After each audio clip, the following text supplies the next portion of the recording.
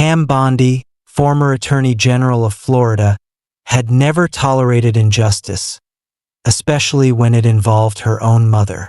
One afternoon, she accompanied her mother, Margaret, to a bank in Tampa to resolve a minor issue with her account. As soon as they stepped inside, they noticed the long line of customers waiting. But what caught Pam's attention even more was the way the bank employee treated her mother. When Margaret tried to explain that her account had been frozen, a young teller frowned and sighed. "Are you sure you didn't make a mistake? Older people tend to forget things," he said dismissively.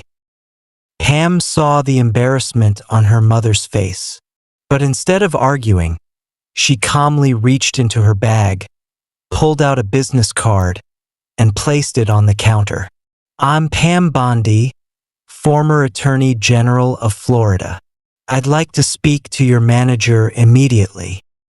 The atmosphere in the bank shifted instantly. The branch manager rushed over, listened carefully, and promptly fixed Margaret's account. The young teller turned pale as he realized he had just been disrespectful to one of the most powerful attorneys in the state. Pam didn't need to raise her voice. With just one sentence, she taught them a lesson in respect and ensured that no one would humiliate her mother without consequences. As the branch manager swiftly corrected the account issue, he repeatedly apologized to Margaret. "Mrs. Bondi, I assure you this is not how we treat our customers," he said, his voice tense with concern. Pam, arms crossed, studied the young teller who now avoided eye contact. Margaret, ever the gracious woman, gave a small nod. "I just wanted to access my own money. I didn't expect to be treated like a burden," she said softly. Pam turned her attention back to the teller. "What's your name?" she asked. The young man hesitated before answering. Tyler." "Tyler," Pam said firmly. "Do you realize how disrespectful your words were? If you treat my mother this way, how do you treat other elderly customers who don't have someone like me to speak up for them?" Tyler swallowed hard. I didn't mean to be rude. I just assumed." "That was your first mistake," Pam interrupted. "You assumed instead of listening." She turned back to the manager. "This is a systemic issue. If employees aren't trained to respect all customers, especially seniors, then your bank has a serious problem." The manager nodded quickly. "You're absolutely right. I'll be addressing this with the entire staff." He shot a glance at Tyler. "And Tyler will be going through immediate retraining. We value all of our customers, and I will personally ensure this doesn't happen again." Margaret placed a gentle hand on Pam's arm. "Let's go, dear. I have what I need." Pam exhaled and nodded, but before leaving, she glanced at Tyler one last time. "I hope you learn from this," she said, "because next time, you might be dealing with someone who won't be as patient as my mother." As they walked out of the bank, Margaret smiled at her daughter. "You didn't have to do all that, you know?" Pam smiled back. "Oh, but I did. No one disrespects my mother and gets away with it." But just as they reached the parking lot, a voice called out from behind them, "Miss Bondi, wait." Pam turned to see another customer, an elderly woman, approaching her. "I saw what you did in there," the woman said, "and I just wanted to thank you. That teller treated me the same way last week, but I didn't have the courage to speak up." Pam's expression hardened. "You're not the only one, are you?" The woman shook her head. "No. A lot of us, we just let it happen." Pam exchanged a glance with her mother. This wasn't just about one bad employee, this was bigger. And she wasn't done yet. Pam Bondi took a deep breath, her sharp legal mind already working through the implications.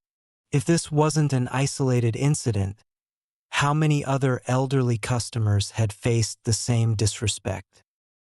Turning back to the elderly woman, Pam asked, "Would you be willing to share your experience with the bank's management?" The woman hesitated, then nodded. "If it means they'll finally listen, yes." Pam gave her a reassuring smile. "Good. You're not alone in this." Without hesitation, she led the woman back into the bank, her mother following close behind. The manager, still standing near the counter, looked up in surprise as Pam approached. "Looks like we have more to discuss," Pam said. "This isn't just about my mother. There's a pattern here." The elderly woman spoke up. "I came in last week to resolve a simple issue, and I was dismissed just like Margaret was today. I was made to feel like a burden." The manager's face paled. He turned to his employees, realizing this was a bigger problem than he had acknowledged. I had no idea this was happening so often," he admitted. Pam folded her arms. "Well, now you do, and you need to fix it."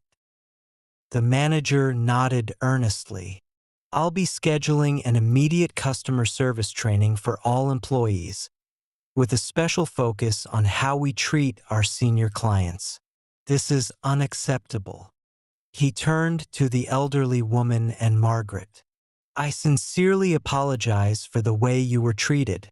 It won't happen again." Margaret, ever kind, smiled gently. "I appreciate that. I just want to be treated with respect, like anyone else."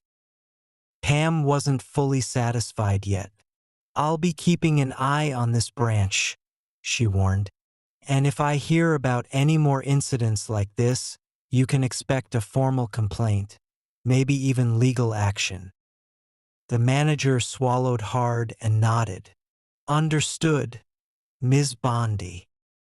Satisfied that change was at least in motion, Pam turned to her mother.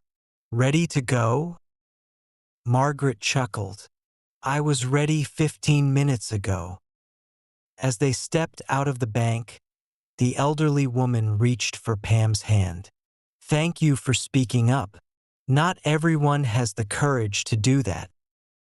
Pam squeezed her hand gently. "Sometimes, all it takes is one person to start making a difference." With that, she and her mother walked to the car, knowing that today wasn't just about fixing a bank error. It was about ensuring respect for those who deserved it most.